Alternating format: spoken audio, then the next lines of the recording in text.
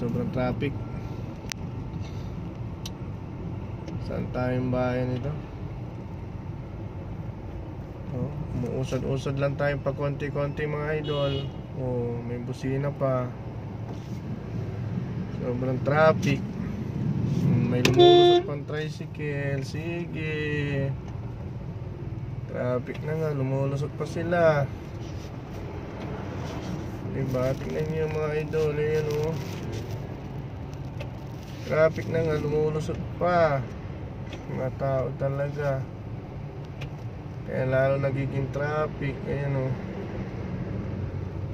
Lulusutan ka pa nila. Sobrang bagal nila o. Nakikita nyo ba? Wala na. Pinusinahan pa tayo. Diba? Tayo nasa linya. Pinusinahan pa tayo. Kasi yung sumisingit-singit sila. Singit pa more mga idol. Kaya nagkakabulbul ang traffic. Tapos si nanay tumatawid, hindi tumitingin. Diba? Ayan mga idol, as you can see mga idol. Ayan, sobrang traffic dito. Diba? Kita nyo naman ang traffic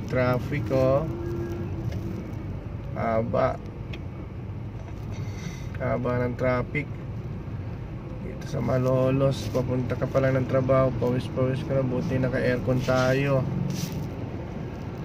Paano na kung hindi tayo naka-aircon? Ano nangyari na?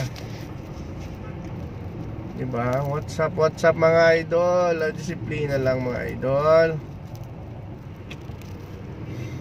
Ayan. So what's up? Umusad-usad tayo konti-konti. Usad-usad konti-konti. Ano nangyari? Ayan, uminto pa. Ayan haba ng traffic mga idol. Saan na ba to? Sa may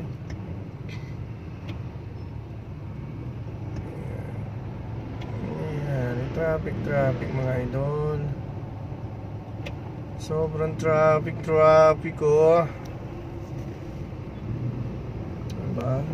Traffic. Ayan ako po.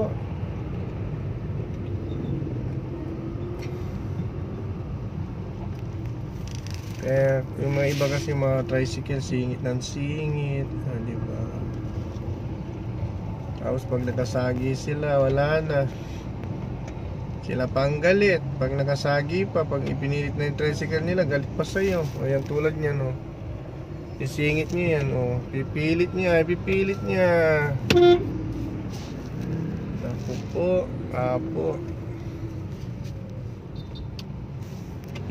Pilit niya, sisingit niya talaga.